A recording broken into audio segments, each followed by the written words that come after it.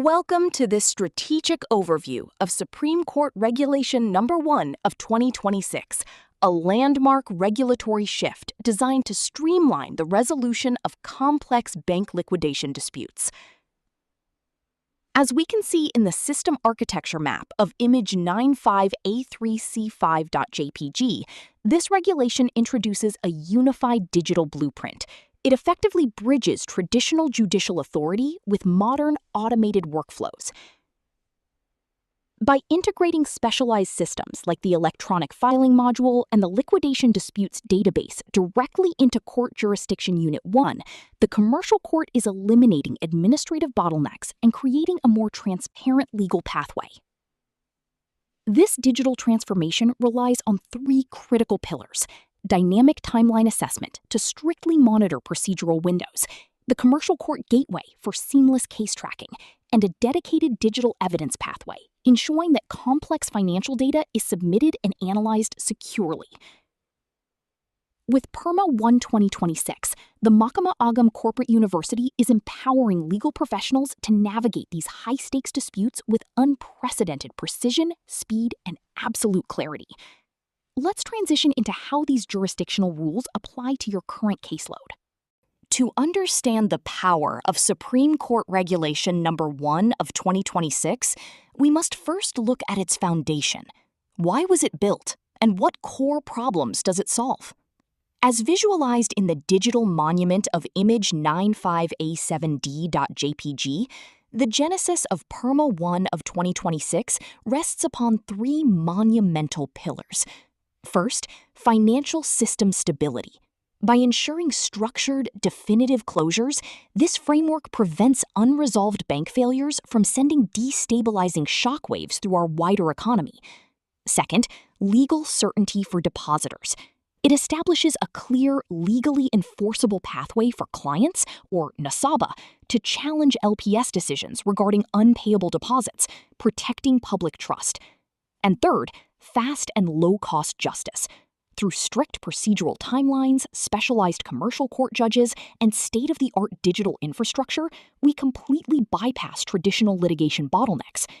These pillars do more than just resolve disputes. They reinforce the integrity of Indonesia's entire financial sector. Next, let's explore how these theoretical pillars translate into real-world courtroom procedures.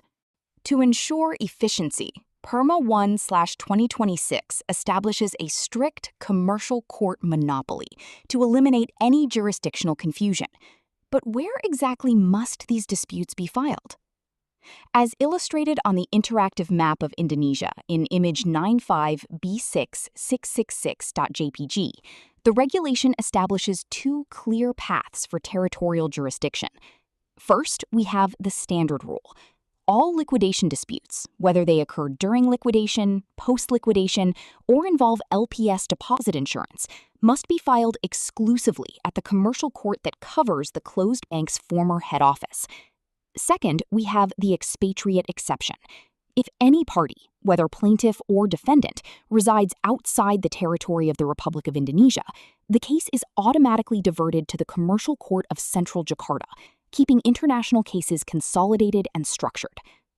This geographic clarity ensures that litigation is centralized and handled by courts with immediate regional context or specialized international capacity. With the proper venue established, let us next explore the strict procedural timelines that govern these proceedings. To streamline litigation, PIRMA 1/2026 categorizes disputes into three distinct operational battlefields, each possessing its own unique legal mechanics.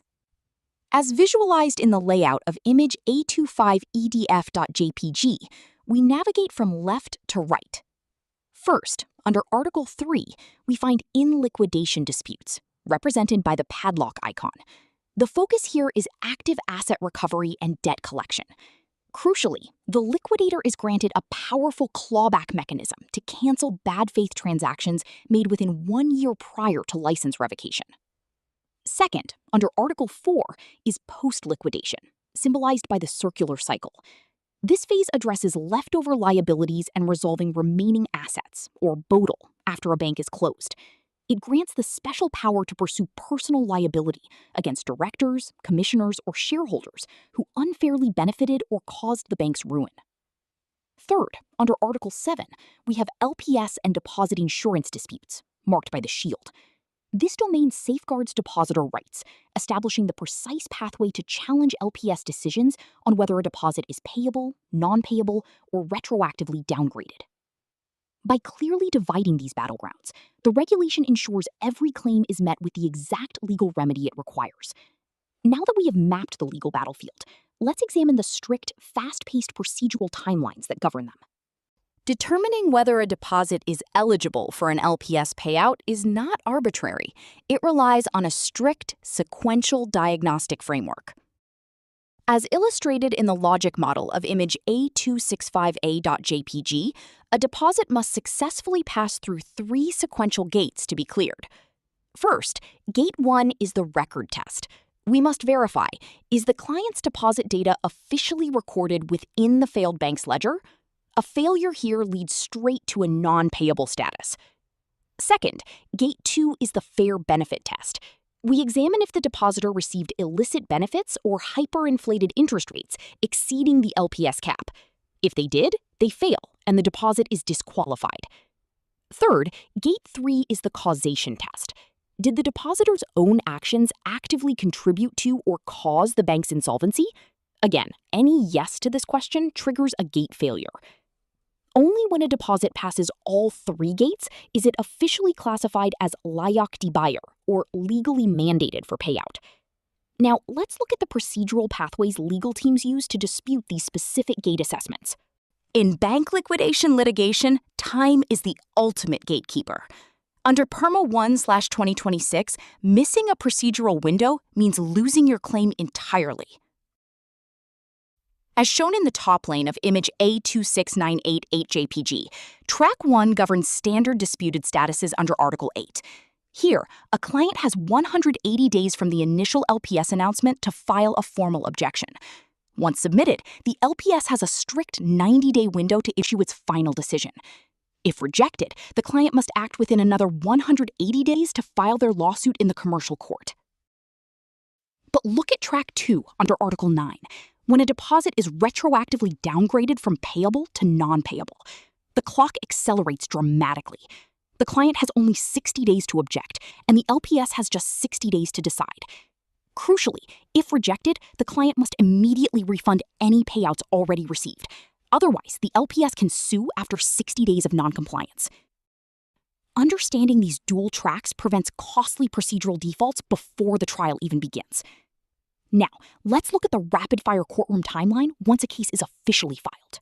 Under PERMA 1/2026, the traditional paper-clogged courthouse is replaced by a digital powerhouse.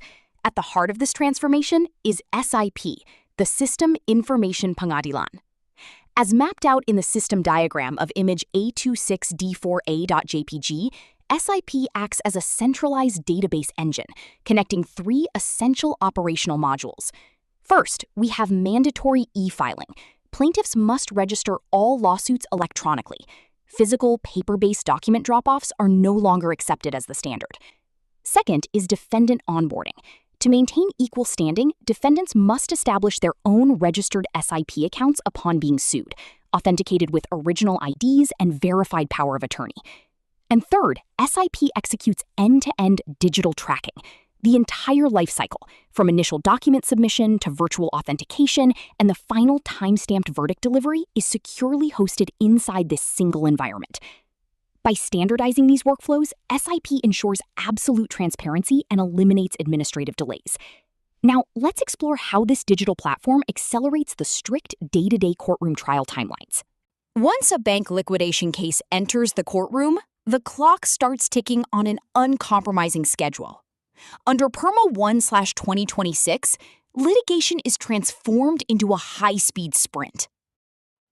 As mapped out in the chronological blueprint of image A270F02.jpg, the trial process is designed to prevent delay at every single node.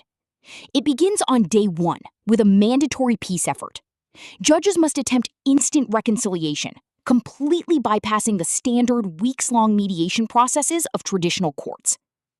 To keep the momentum, the mid-trial phase relies on stripped-down pleadings. To stop stalling tactics, the defense is strictly forbidden from introducing provisional claims, exceptions, counterclaims, replies, or rejoinders. This leads directly to day 90, where the court is legally mandated to deliver its final binding verdict. The 90-day limit is absolute, with only one safety valve, a green-lit emergency extension. If a crisis arises, only the Chief Justice of the Supreme Court can authorize a single final 30-day extension. With the trial timeline secured, let's look at the rules governing the final appellate review. Under PERMA 1/2026, submitting evidence is no longer a purely physical paper chase. Instead, the regulation creates a highly systematic, secure bridge between digital efficiency and physical verification. As mapped out in the process flow of image A274cf.jpg, this evidentiary mechanism operates across two distinct domains, the cloud-based SIP system and the physical courthouse. It begins in the cloud with step 1, digital upload. All documentary evidence is initially uploaded into the SIP environment, but digital speed must still match physical truth. In step 2, the process moves down to the physical courthouse for the local authentication challenge, where the trial judge must compare the physical originals directly against those digital uploads. To solve geographic barriers, we have step 3, judicial delegation, the true procedural innovation of this framework. If a party cannot travel, the judge delegates the physical authentication task to the local district court where that party is located. This leads directly to step 4, the 14-day limit. The delegated local judge has exactly 14 days to summon the party, verify the documents, and validate them back into the central SIP cloud. This closed-loop system guarantees evidentiary integrity without sacrificing regional access or judicial efficiency. With the evidentiary framework verified, let us look at how the court prepares for its final appellate procedures. While PERMA 1/2026 embraces electronic litigation, virtual testimony is far from a casual video call. The framework establishes a highly controlled environment to protect the integrity of verbal evidence. As illustrated in the secure network model of image A2C7A3.jpg, virtual examination behaves as a secure bridge between two physical points. This brings us to constraint 1, official facilities. A witness or expert cannot testify from home or a private office. They must physically present themselves at official court facility A to deliver their testimony under oath. Across the digital link at court facility B, the judge and legal teams monitor the feed. This relies on constraint 2, full visibility. The system mandates mutual, real-time, bidirectional video and audio so all parties can see and hear each other simultaneously. Finally, under constraint 3, cost allocation, the logistics are clearly defined. All specialized remote infrastructure costs are borne entirely by the party requesting the witness, paid upfront via a case advance fee. By treating virtual screens as extensions of the physical courtroom, the regulation guarantees absolute procedural security. With witness protocols secured, let us now examine the final stage, how the court issues and archives its electronic verdicts. To protect judicial resources, PERMA 1/2026 introduces a critical sorting mechanism. It establishes two distinct litigation pathways based entirely on the financial value of the dispute. As mapped out in the comparative layout of image A2CBBD.jpg, the regulation splits litigation into standard and accelerated tracks. On the left, the standard track applies to major liquidation claims. These are handled by a multi-judge panel, operate under the standard 90-day timeline, and grant full appeal rights up to the Supreme Court. But look at the green panel on the right. For claims valued at under 1 billion rupiah, we enter the fast track. Here, a single judge acts as the sole adjudicator for maximum speed. There is zero tolerance for delay, meaning all exceptions, counterclaims, and replies are strictly banned. Most importantly, it establishes a strict appeal ceiling, preventing these smaller disputes from ever being appealed to the Supreme Court. This strategic division keeps minor financial claims from clogging the high courts, ensuring swift justice without sacrificing supreme oversight for highest stakes cases. With our litigation pathways defined, let us now examine how the court issues and coordinates final judgments. When litigation concludes, the final judgment cannot be vague. Under PERMA 1/2026, an LPS-related verdict must feature a highly standardized anatomy to ensure immediate execution. As illustrated in the structural diagram of image A2D227.jpg, a valid verdict must contain 4 distinct, non-negotiable components. On the left, we find binding status. The trial judge must explicitly declare whether the original LPS decision has legal binding force or is completely voided. Just below is status reversal. The court must issue an explicit declaration changing the deposit from non-payable to payable, or vice versa, including the exact legally guaranteed value. Moving to the right, we have punitive and payment orders. This is a direct mandate for the LPS to pay out the claim, including interest calculated at the maximum LPS guarantee rate, or conversely, a direct order for the client to refund the LPS. Finally, we find the FX rule. If the deposit was in a foreign currency, it enforces a mandatory conversion to rupiah using the Bank Indonesia middle rate active on the exact day of execution. By standardizing these 4 quadrants, the regulation ensures that court decisions translate immediately into precise, undelayable financial execution. This concludes our comprehensive walkthrough of the digital and procedural blueprint of PERMA 1/2026. Once a verdict is issued, the legal battle is tightly constrained. Under PERMA 1/2026, the appeals process is strictly bifurcated to prevent endless litigation and delay. As mapped out in the comparative flowchart of image A2D607.jpg, the route of appeal depends entirely on the value of the dispute. In the top lane, the regular track bypasses intermediate courts, sending appeals directly to the Supreme Court for cassation. The Supreme Court is bound to a strict 90-day timeline to issue its final ruling. Once decided, the ruling must be sent back to the originating court within 7 days and served to the parties within 2 days. However, the bottom lane reveals the fast-track process for claims under 1 billion rupiah. Here, there is 0 Supreme Court involvement. Discontented parties must file a keberatan, or objection, locally via SIP within 7 days of the verdict. A new panel is formed locally. Absolutely no new evidence is permitted, and a final, unappealable verdict must be issued within a rapid 7-day window. This streamlined appellate framework ensures that high-stakes cases receive supreme-level oversight, while smaller disputes reach absolute legal finality in a matter of weeks. This concludes our comprehensive walkthrough of the digital and procedural blueprint of PERMA 1/2026. When a bank fails, recovering its assets is rarely a straightforward process.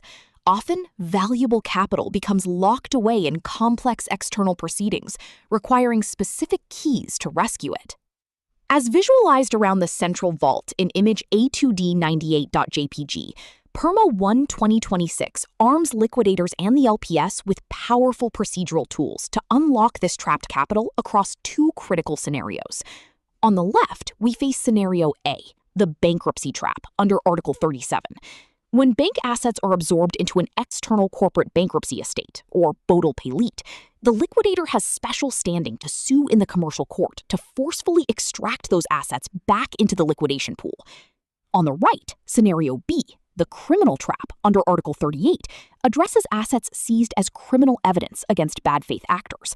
Rather than letting these assets forfeit to the state, the liquidator or LPS can petition the court through the public prosecutor to return them directly to the bank's estate. These dual extraction mechanisms ensure that depositors and creditors remain the primary beneficiaries of recovered bank assets, bypassing traditional jurisdictional roadblocks. This concludes our guide to the advanced recovery mechanics of PERMA 1/2026. The PERMA 1/2026 Executive Cheat Sheet. To wrap up our strategic analysis of PERMA 1/2026, let us review the ultimate operational checklist. This is your high-level roadmap for navigating bank liquidation disputes. As mapped out on the executive cheat sheet in image A2DDE6.jpg, 6 non-negotiable rules now govern every case. First, sole venue is restricted exclusively to the commercial court of the bank's head office or central Jakarta for foreign parties. Second, the digital mandate makes SIP onboarding and e-filing absolute structural requirements. Third, the maximum trial duration is capped at a strict 90 days with a single 30-day emergency extension. Fourth, the fast-track threshold funnels claims of 1 billion rupiah or less to a single judge with a rapid 7-day objection window. Fifth, LPS timelines enforce a strict 180-day limit for standard objections and subsequent lawsuits. And sixth, forbidden tactics eliminates delaying maneuvers, banning standard mediation, exceptions, or counterclaims in these disputes. Together, these constraints deliver unprecedented speed, mandatory digital efficiency, and specialized rigor to Indonesian banking resolution. This concludes our comprehensive training program on Supreme Court Regulation Number 1 of 2026. Thank you for your time.